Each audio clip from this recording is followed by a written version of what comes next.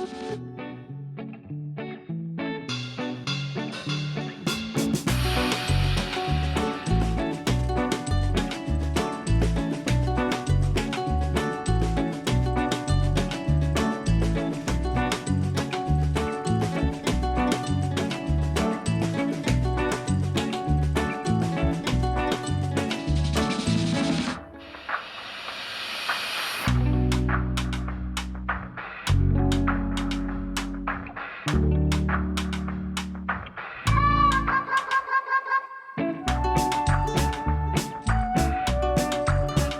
friends, so welcome back to yet another episode of my pregnancy.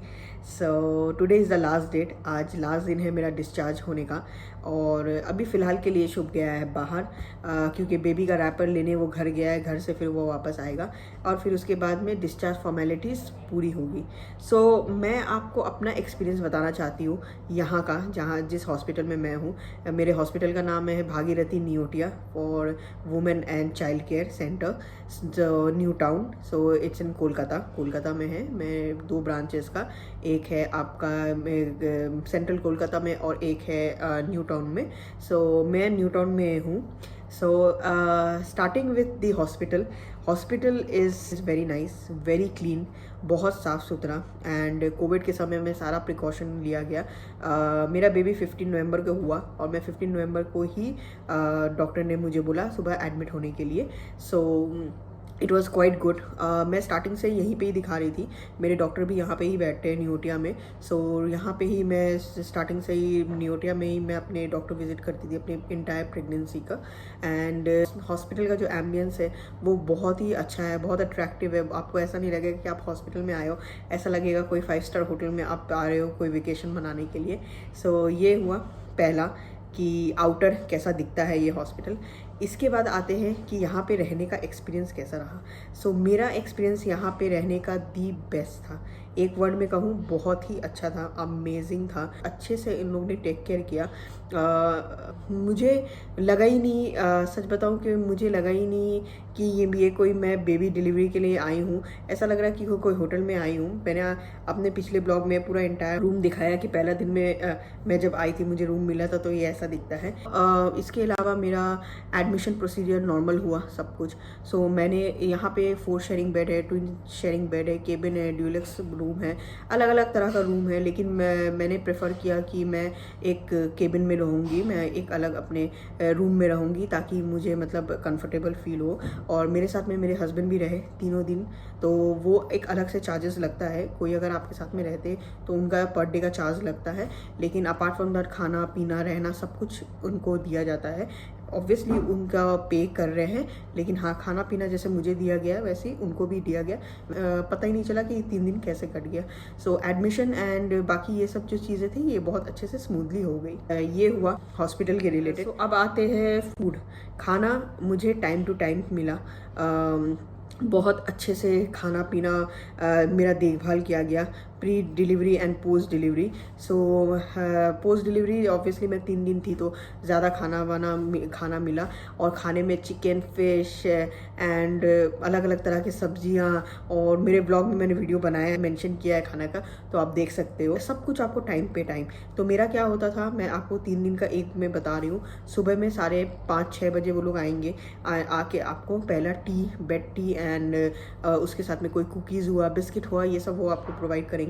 उसके 1.5-2 घंटे के बाद में वो लोग फिर आएंगे आपको ब्रेकफास्ट देने के लिए. ब्रेकफास्ट में मेरा पहला दिन था पोहा, फिर उसके बाद उपमा, फिर उसके बाद में इडली और डोसा, ऐसे करके दिया गया था मुझे. और वो बहुत ही हाइजीन था एंड उसके साथ में फ्रूट्स भी था. सो ये हुआ मेरा पूरा ब्रेकफास्ट का.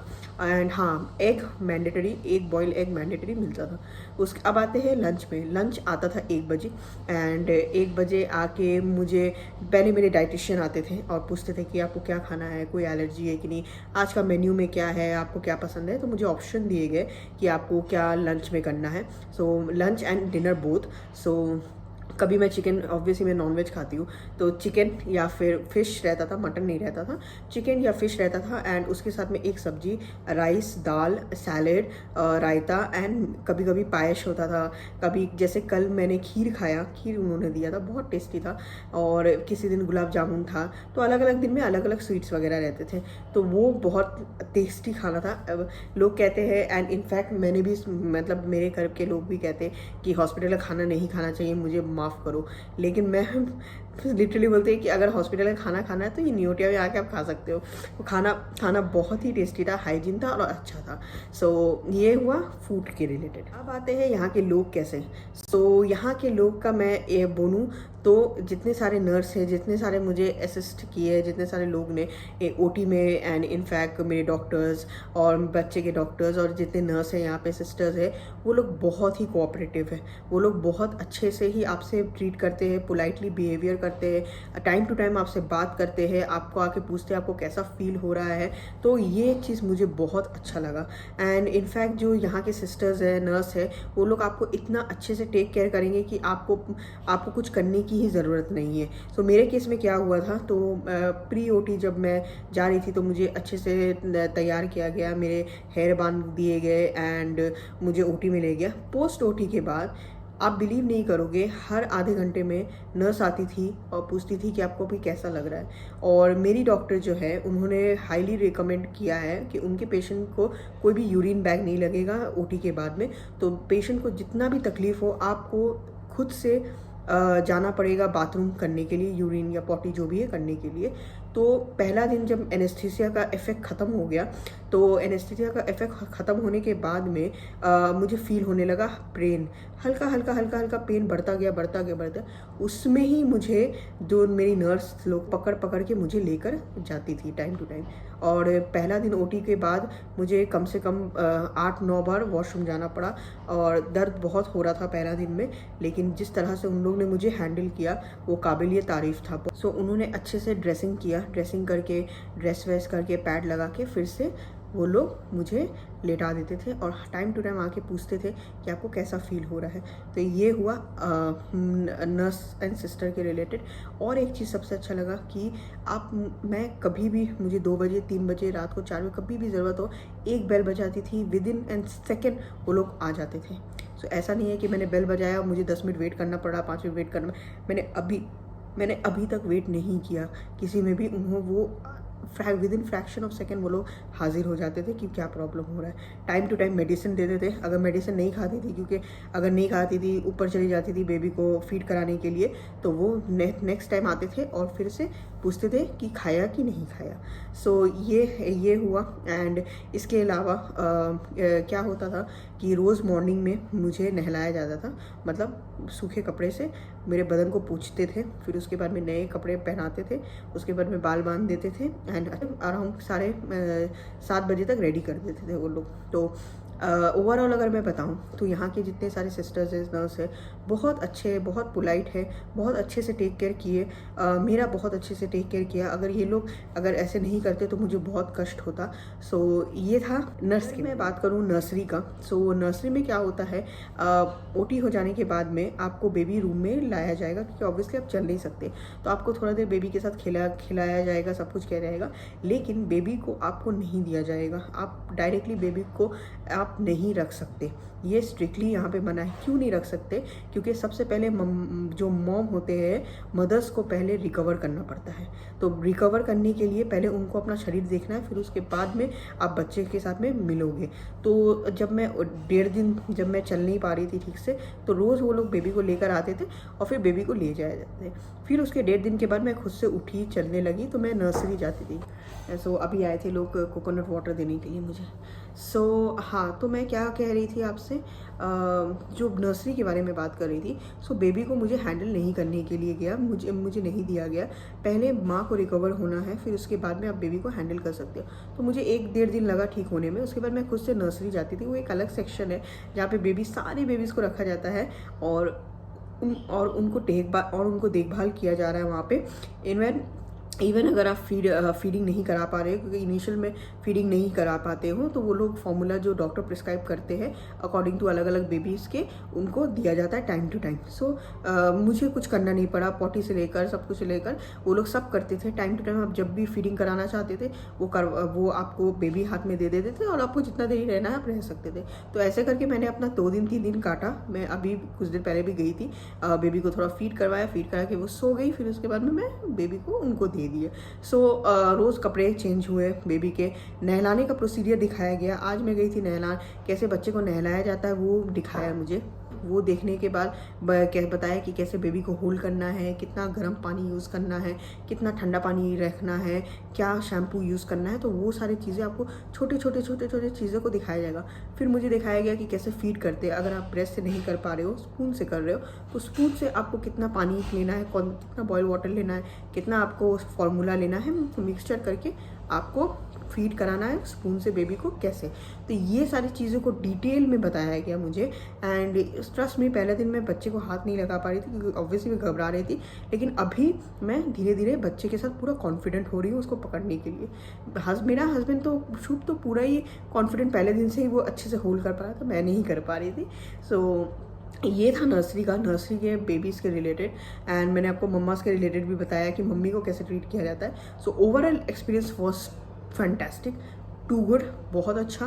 एंड चलते हैं नेक्स्ट टॉपिक। नेक्स्ट टॉपिक मैं आपको बताऊंगी कि काउंसलिंग, स्पेशली यहाँ पे काउंसलिंग बहुत होता है। कि प्री डिलीवरी जब मैं एडमिट हुई थी, तो मेरे पास में मेरे डाइटिशियन आए, पहले मुझसे पूछे कि खाना आप क्या खाते हो, आपको क्या पसंद है, आपका कोई एलर्जी है कि नहीं, ये सब पूछा गया। अकॉर्डिंगली वैसा मेरा डाइट बना, वैसे चार्ट बना। उसके बाद में मेरे साथ में एक मेरे दूसरे डॉक्टर हैं जो मेंटल देखते हैं कि कैसा आपका कंडीशन। न्यूरो जो होते हैं डॉक्टर्स, वो न्यूरो डॉक्टर मेरे पास आए थे और वो मेरे मेंटल कंडीशन पूछ रहे थे कि आप ठीक हो कि नहीं, आपको कैसा फील हो रहा है, आप ओटी में जा रहे हो, आप रिलैक्स रहना। तो वो मेरे को पूरा अच्छे से कॉन्फिडेंट दिए। इस तरह से मेरे मेंटल स्ट्रेस को बहुत कम किया गया ओटी से पहले। उसके बाद में जब मैं ओटी से रिटर्न आई, तो मेरे डॉक्टर आए, 2 डॉक्टर आए अलग अलग, और पूछे कि आपको कैसा फील हो रहा है, ये वो सब कुछ पूछ रहे थे डिटेल में।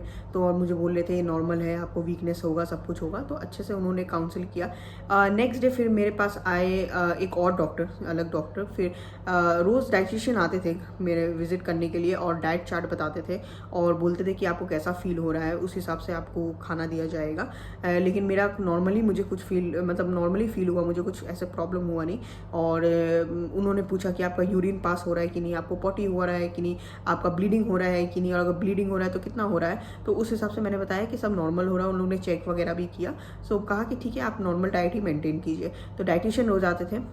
कल के दिन क्या हुआ था, कल आए थे फिजियोथेरेपी। तो फिजियोथेरेपिस्ट आए थे, डॉक्टर विजिट किए थे। उन्होंने कुछ एक्सरसाइज दिया मुझे। वो एक्सरसाइज का वीडियो भी मैं आपको अपने व्लॉग में डाल दूंगी, अगर आप देखना चाहते हैं। मेरे पास प्री डिलीवरी एक्सरसाइज कुछ नहीं है, क्योंकि मैंने खुद भी कुछ ज़्यादा नहीं किया, सिर्फ मैंने बहुत सारे रील बनाए। लेकिन पोस्ट डिलीवरी जो क्या एक्सरसाइज किया जाता है बेड में ही रहकर, वो थोड़ा थोड़ा एक्सरसाइज बताया गया, जिसका यहाँ पे लिंक है, ये रहा।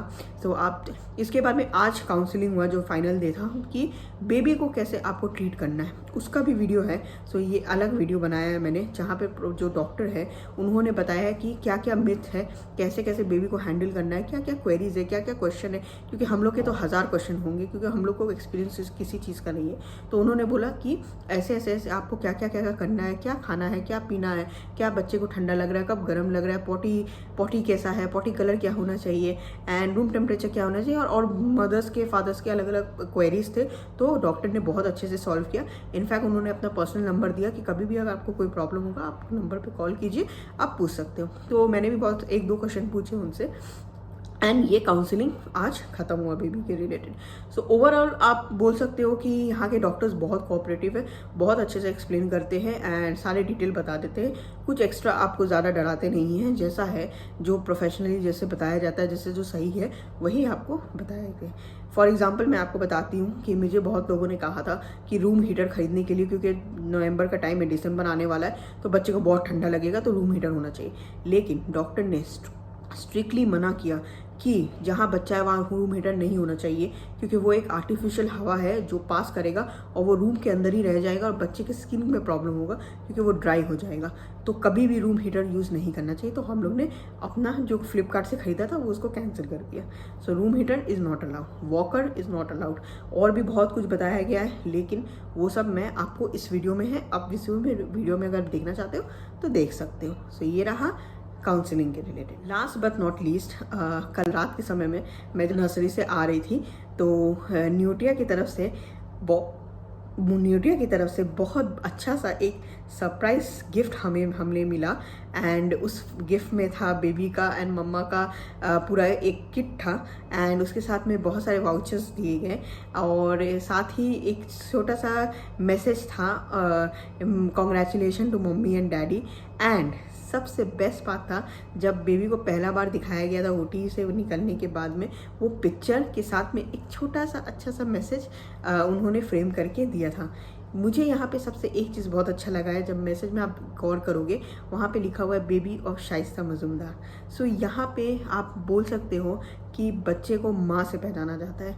आप कभी भी कोई आपको अगर पूछेगा तो कहेगा बेबी ऑफ शाइस्ता मजुमदार कौन है।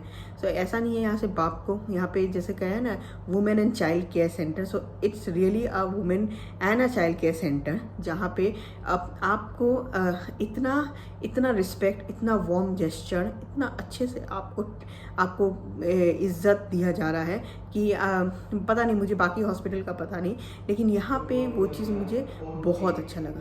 माँ से ही नाम लिया जाता है हर वक्त। So thank you so much Neotia, Bhagirathi Neotia, जो इतने अच्छे से ट्रीट किया। इसलिए मैं बोल रही थी आपको स्टार्टिंग में कि मुझे ऐसा लगा कि मैं वेकेशन पे आई हूँ, कोई बेबी डिलीवरी के लिए नहीं आई हूँ, क्योंकि मुझे कहीं कोई खोट ही नहीं दिखा इस हॉस्पिटल में। सच बताइए, कुछ भी खोट नहीं दिखा, सब अच्छे से हो गया, स्मूथली हो गया, प्रोफेशनली हो गया। एंड बहुत सारे मेरे मेमोरीज़ हो गए जो लाइफ टाइम के लिए मैं हमेशा याद रखूँगी। तो अगर आप एक वर्ड में पूछेंगे कि हॉस्पिटल का एक्सपीरियंस कैसा होता है, one of the best experience I ever had, जहाँ पे एक माँ का एक बहुत बड़ा रोल होता है, जहाँ माँ को बहुत तकलीफ़ से गुजरना पड़ता है। वो तकलीफ़ तो थोड़ा रहता है, वो तकलीफ़ अभी भी है, मुझे चलने में प्रॉब्लम होता है थोड़ा, लेकिन जैसे ट्रीट कर रहे हैं, जैसे उन्होंने संभाला, जैसे टेक केयर किया, वो चीज़ काबिलियत तारीफ़ है इस हॉस्पिटल का। मुझे बाकी के बारे में पता नहीं, सो मैं हॉस्पिटल में कभी रही भी नहीं। And this is my first time experience being in hospital, being in 3 to 4 days in a hospital, and with so much of love, so much of caring. And last but not least, मैं इसमें entire journey में pregnancy का, अब तो नया life शुरू होने वाला है, बेबी को आज ले जाएंगे घर। सो एक चीज़ मैं बोलना चाहती हूँ जाने से पहले, मैं एक इंसान का शुक्रिया अदा करना चाहती हूँ जिन्होंने हमेशा मेरा साथ दिया, मेरे माँ बाप बन के मेरा साथ दिया, और मुझे कभी भी महसूस नहीं होने दिया कि तरह का कमी महसूस होने नहीं दिया, आप बोल सकते हो। मुझे हमेशा मेरा साथ दिया। एक माँ बाप जब चाहिए होता है एक प्रेगनेंसी, एक लेडी को समझने के लिए, वहाँ पे मेरे हस्बैंड ने, शुभ ने, बहुत अच्छे से मेरा साथ दिया। So thank you so much Shubh, अभी तो तुम हो नहीं, so thank you so much Shubh, मुझे इतना सपोर्ट करने के लिए, इतना प्यार देने के लिए, और इतना सपोर्ट से भी ज़्यादा उस वो मोमेंट में हर वक्त साथ देने के लिए मेरा, जहाँ मुझे एक सपोर्ट की ज़रूरत थी, एक माँ बाप की ज़रूरत थी, एक माँ की ज़रूरत थी, तो तुमने माँ बन के, बाप बन के, दोस्त बन के, एक मेरा पूरा फैमिली बन के तुमने मेरा बहुत अच्छे से ध्यान रखा। आगे भी रखोगे मुझे पता है, लेकिन मैं तुम्हारा तहे दिल से, पता नहीं लगता है कि मैंने ऊपर वाले से बोलते हैं ना, पिछले जन्म का कोई कर्म किया होगा, तो मैंने पिछले जन्म का बहुत अच्छा कर्म किया होगा जो इस जन्म में मुझे तुम्हारे जैसा मुझे इंसान मिला। सो थैंक यू सो मच इतना सपोर्ट, प्यार करने के लिए, और मैं शुक्रगुजार हूँ। और मेरी छोटी सी कोशिश थी कि तुमको लाइफ टाइम एक गिफ्ट दे दूँ, बेबी दे दूँ, तो तुम्हें अच्छा लगा है ये चीज़। सो ये तो कुछ भी नहीं है। एंड ये गिफ्ट के लेकर मुझे जितना भी पेन सहना पड़े मैं सह लूँगी, तो यही बोलना था। And thank you Neotia also for taking care of me and my baby so much, and giving so much of memories which will be remain for my lifetime. So guys, मैं मिलती हूँ आपको बाद में व्लॉग में। अभी तो आई डोंट नो क्या क्या व्लॉग बनाऊँगी नहीं बनाऊँगी, कोशिश करूँगी बना लूँ, लेकिन होप मेरा ये पूरा 10 महीने का जर्नी आपको अच्छा लगा होगा। मेरे प्रेगनेंसी का मैंने पूरा बना के स्टार्टिंग से और अभी तक एंड तक का मैंने पूरा अपना जर्नी एक बंडल ऑफ जॉय में कन्वर्ट कर दिया, ताकि मैं जब बुढ़ी हूँ तो खुद को देखूँ एंड मेरे बच्चे भी देखें। सो thank you so much guys, ऐसे सपोर्ट करते रहिए, ब्लेसिंग दीजिए और हमारे बच्चे को भी ब्लेसिंग दीजिए।